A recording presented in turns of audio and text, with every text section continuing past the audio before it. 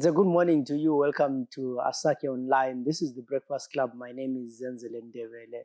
As usual in our program, sometimes we go back to history and look at some of the fascinating stories that happened, some of the unsolved mysteries, and of course, we also talk about the current affairs, about the issues that are happening in our communities.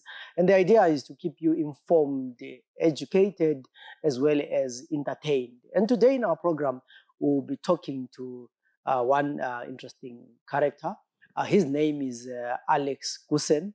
Abaning bamazi bambona edorobheni lapha, one of the guys who's very fluent in isiNdebele, and uyathanda uku-associate labantu. I remember seeing him go demonstration parking. He was there at the city hall. But we are completely talking about something different today. Alex was in the Rhodesian Army, and of course, in 1980, he left and started doing farming. But during that time, a lot was happening in terms of the security of Matabele. And this is the time of Bukura Wundi. This is the time when tourists are kidnapped. This is the time of dissidents. And Goosen, as a farmer, he interacts with the so-called dissidents. He interacts with the army just before the 50th Brigade, in the time when the tourists are disappearing, the farmers are being killed in the area. And in this program, we'll be talking to him to understand from him what happened during that time, what he witnessed, and quite interesting stories that we get from him about what was happening that particular time. I hope you learn something new, and we will grow our knowledge about the history of Zimbabwe in the early 80s and hopefully solve a few mysteries. 1980, there is independence, and you start farming. Tell us, how was the environment at that particular time? It was good. For us, it was a new beginning. We sort of looked, all of us were very nervous of what was going to happen. And Robert Mugabe said, listen, guys, war's over. All Zimbabweans are welcome. Let's work and let's go forward. And it did. And the first 2 years, it was paradise, yeah. So you go into farming? I got into farming, and the minute I started, and then unfortunately, 82, the dissident war started. That was total hell, in particularly Merebiland, because Merebiland was probably not as badly as affected by the war as Mashonaland was. So a lot of our places, we never saw the war as bad as it was. The dissident war was hell for everyone. So just before the whole of dissidents thing starts, there's a group of tourists that disappear, and their farmers would disappear. You are in that area. Tell us about that. Well, I think it was, I'm trying to remember the dates now, it's a long time ago. It was the same date that Dave Belang and his grandfather, Benji Williams, they were abducted by a group of, they're called dissidents. And then probably 30 k's up the road, that same group of dissidents had split up, and they hit the Falls Road. Stopped a tourist bus on the Falls Road, and they'd also gone on to, Winter Block. There was the manager there for Lonro, and they killed the manager and his 2 kids. It was the same group of guys. They're the guys that abducted the dissidents, the tourists on that road, yeah. So you get involved in trying to track these people, and you actually, I think, find the body of Bilen. Tell us about that. Obviously, the police had come to me from my previous, during the war. I specialized in the tracking and things like that. So I was asked if I could go and help them, and in the area I went.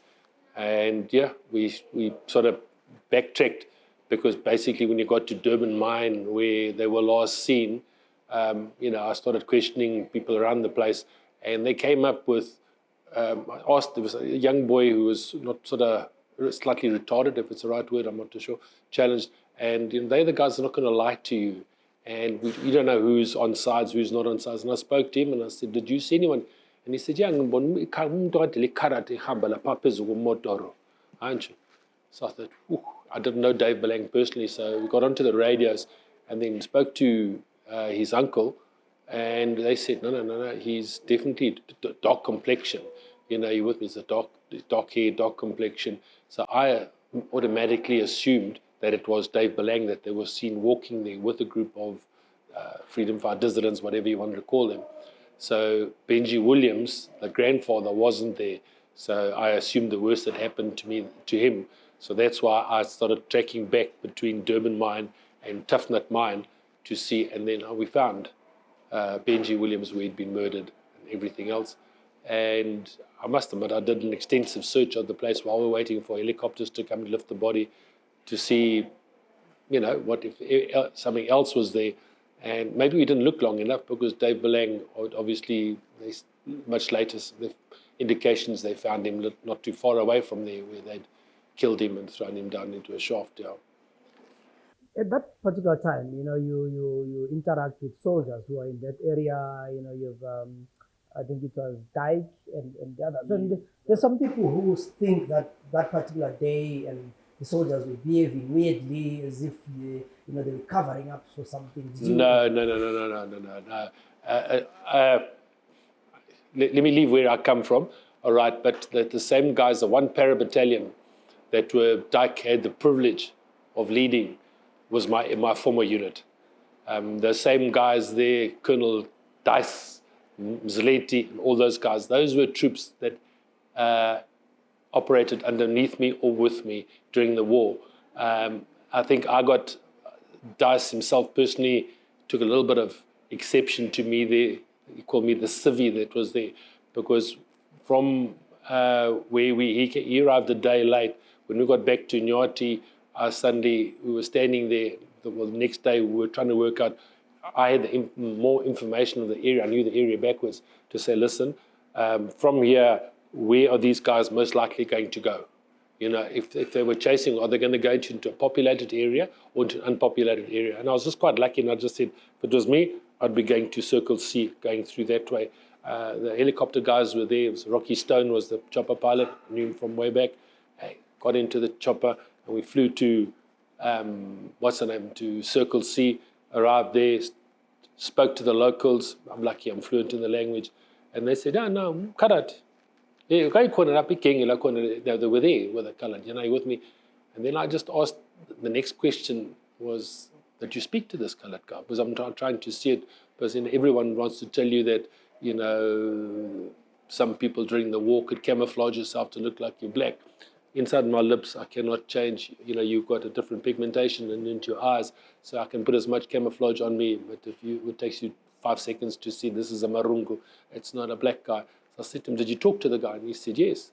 So I said, what language did you speak? And he said, no, Ndebele. I said, Dave Belang, can he speak in Ndebele? He said, no, he's not. So I radioed back. And I said, no. And I said, kati umuntu wakhona lo ukhulume kuhle. Anaye likarati pati umuntu mnyama. With me. So we're now following Dave Belang. It's not Dave Belang. It's a colored guy. It ended up being Kiwa Kumalo. You're with me. So that's when I said, okay, right, buddy. This group here, Dave Belang's been killed somewhere back on the road. They've split up the group. The group had split, and they'd obviously gone and hit the tourists, and they'd hit Tagos Philippe, and I'm trying to think of the guy's name at that stage that was killed. So that's when they relocated the whole of the one para battalion went, and they actually commandeered the Vic Falls main road. All right, and when they landed there, they put airplanes on, put up their tents, and Dyke came in on one of the planes there. He was a little bit behind these guys, and when he arrived, in fact, the guy that came with him was Captain Dice, D-I-C-E, and I had my back to him, and he actually grabbed me from the back, and yes, I don't know. I nearly hit him. I wasn't too sure what was going on. I turned around, and I suddenly realized it was one of my comrades during the war. So I salute him. Like, if you don't have a beret on or anything like that, a hat on, when you salute someone, you point your thumbs back. And I suddenly realized he'd gone from color sergeant to a captain. So I saluted him. He was one of my friends. So those were the guys. So that's how my involvement with the one para battalion on the ground. I don't for 1 minute think, and I know for a fact, that they had nothing to do with the tourists or abductions or Benji Williams. The guys that had actually done that was the Kiwa group, Kiwa Kumalo group. So there is a lot from his own mouth. There is a lot of army that is deployed, helicopters, you guys on the ground. Why do you think you missed this though? Because they take off, they bury their guns, and they don't bury their guns. They just hide their guns and they become civilians. That's how quickly it happens. I've seen it 3-4 times. where you've gone, and then it's only when you look at the ground you can see somebody had put a rifle butt onto the ground, and you can see. I'm talking to civilians now. Hey guys, someone here is a dizzard, and you start looking for the weapons, and you find them stuck in the thatch. You with me? So that's exactly that. And as I said, Dave Belang and Benji Williams were definitely killed by Kumalo, by Kiwa, from his own mouth, sitting on that chair over there. And I asked him, I asked the next question to him was, why did you do what you did? You with me? And he said to me, he was stationed at Inyanga, I'm trying to think of it, 443 Battalion, whatever, and he said, ngawuza phaphama ebusuku susizwa suphupha ngathi zimbuzi eziqunywayo. And you're there, and you suddenly realize it's your comrades that are getting their throats cut by their Zenzele comrades. He said, that's what happened. He says, mina ngaphuma, ngafohla, inkogi painting kuphela. And that's how they started. Because the minute they ran away, they could either go back and get slaughtered, hand themselves in, and then they get, obviously you're a traitor or you're a deserter or whatever. And so that's how they formed. That's how they started. I asked that same question of him because he tried to kill me 3 times. I mean, I was lucky the one time because I was informed by very good guys in the community. I had a very good relationship with him. And they said to me, and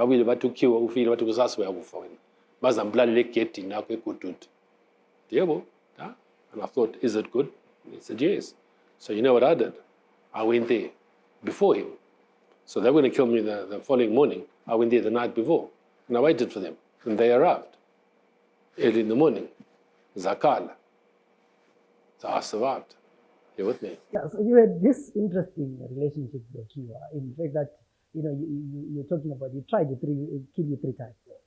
So this is the first time where he waits for you at the gate, and you actually fired back and they ran away. Yeah. Then there's the second time. Second time they ambushing on the road. I managed to drive through the ambush.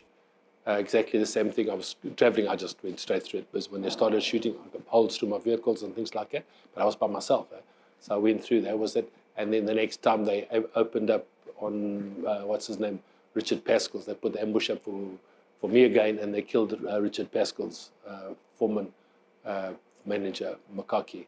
So that was that lot. At the end of the day, he was actually working quite closely with some of the guys, the former, I want to drop myself in names, but ministers, and he was bringing in venison, game, and things like that. He was just supplying me. And my son, I was the first one to say, do I deal with this guy or don't? And my son said, Dad, the war's over. It's business. Carry on. And he's quite right. The younger generation knew I still was holding, the grudges. Why did he want to kill me? I also saw what he did in 2000 at Inkai, with me on the elections and things like that. And mentioned that, let's just go forward. And we carried on. And we sat and had a lot of conversations and said to him, but why? Why did you do that? Why did you do that? Why did you target the white community? And he said to me, I could kill 1,000 blacks in Inkai, and it probably would not make any overseas newspapers. I kill one Marungu, and it splashed all over the world. We tried to draw attention to our struggle and to what was happening to us, and the quickest way to get to the media, and this was exactly the same, I asked him about the tourists. He said, yes, it was us. They buried not far from Nsusa. I said, but why aren't you guys giving their parents closure and things like that? And we said, it moved on. So, Ukiwa, later on, you're talking about later on, after 1987, you get to be friends. He ends up working for you. No, he didn't work for me. No, he was a supplier of. He used to buy cattle and venison and things like that. He was one of the suppliers to us. Yeah, but you frequently. I used to sit and talk and joke plenty of times, and it was that.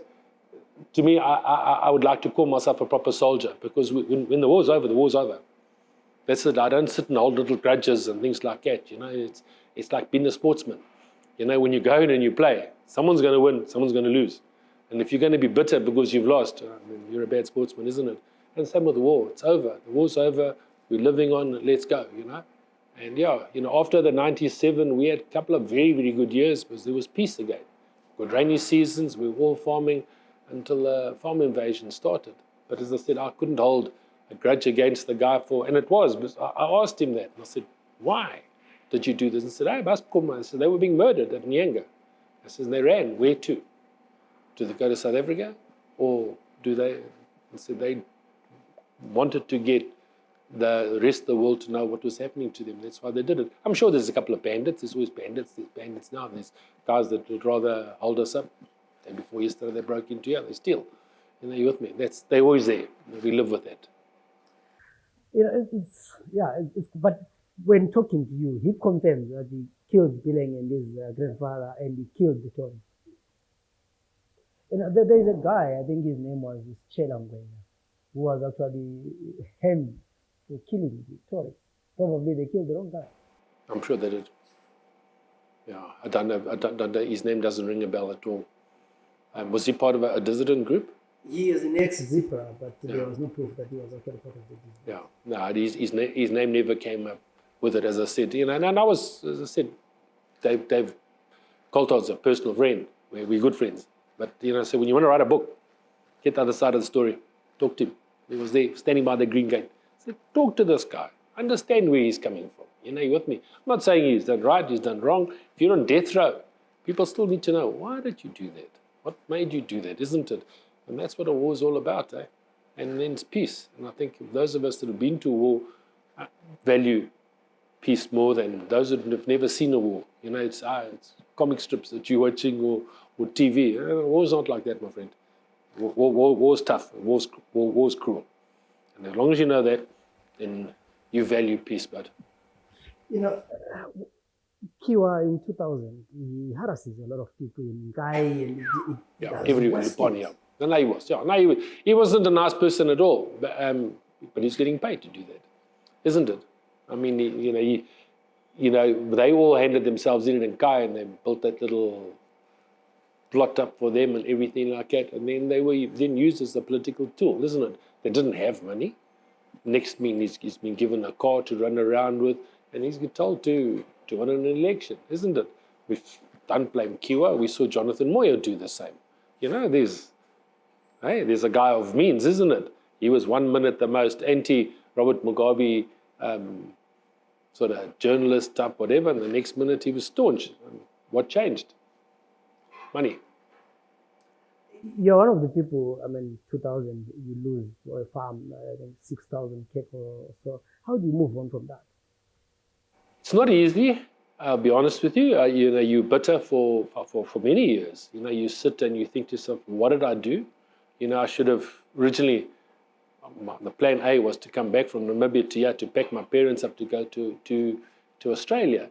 But, you know, when you come in and when you're a Zimbabwean, you know, I go anywhere. When I land at Bulawayo Airport and I'm greeted, and I greet people there, and the difference between us is skin deep. You know, they're black, I'm white, but we're exactly the same, and they're all friendly. Tomorrow I fly out, 90% of the people at the airport know me. And not because I'm a big fish, just, we're friendly, I greet them. And this is home for us, isn't it? I go somewhere else, you're not even allowed to talk. I stay with my daughter in the UK, and when I wanted to talk to the neighbor, she said, Dad, you don't talk to people here. I said, why? You don't talk to people in the queue. Why? You know, she said, it's not done. So it's just very boring. You know, because I sit next to you in the aeroplane, man, so I always do it. I'm going to the UK with you. You stuck with me for 12 hours. I say, hi, I'm Alex. Who are you? You stuck with me. Let's chat. You know, with me. And that's how you go forward. And that's what Zimbabweans are. We're friendly people. And that's probably our biggest downfall, is we're not a violent nation. We're not. Otherwise, we would have overthrown the government, or would have been killing each other still today, like the DRC and all those. We're sitting, we're suffering. We want change. Let's have the change, isn't it? But it's home. Even my daughter, who's a lawyer in London, speaks fluent in Ndebele. My son is fluent. He speaks Shona very well as well, because he hunts a lot. But this is home to us, eh? It's a very special place. And we just need to fix it. That's all. So you've recovered, you've moved on. Yeah, I recovered, I moved on. I always stayed in the beef game. You know, I started the butchering and processing side. I always wanted to do that. You know, even when I was farming, I wanted to take take my cattle from cradle to grave, from calves, take them right through feedlot, and then process them. So, and I've been lucky. I've done it well. I've done it reasonably well. You sit down, your, not the kwacha days, your bearer checks hammered us, and then the last lot we hammering again. So machinery is a little bit tough, but I'm about to break through and go 4 or 5 steps up again before the end of this year. I'll be a lot bigger than what I am now. We've got some exciting machines still coming in, and then I can compete with the Colcoms and all the big boys. Yeah, but that's what it's all about. And you employ people to work, and who's going to employ them if we don't, eh? But it is an exciting place to live. It's Aussie's nice, yeah. UK, maybe nice today. It was 40 degrees there, but yeah, it's hot. But Zimbabwe's home. Maybe my last question, going back to Okiwa and them. Did you ever pick any other names that you was with? Ooh, yeah, I was actually trying to think of them today. If you give me a day or two, I will remember them. Yo, it's so long. I'm trying to, the actual gang, because he was coming with other guys here and they weren't part of his original gang. No, I don't. I actually, about 2-3 weeks ago, I was trying to remember who they were, and I'm not too sure whether I'm going to give you a name or somebody that joined afterwards or beforehand. They were splitting. They were a big group. They were the group that sort of hit. There were over 25 of them in that group. I'm sure Ndebele Ndebele was part of that group. Who's that other guy on that side? They were all originally one. He was killed up at Shangani, Kwasela. They were all going. And I asked them. They were getting together, and their big sort of regrouping place was in Kwampa, near Futu. As there was a villages there that were very, very near where Kiwa lives.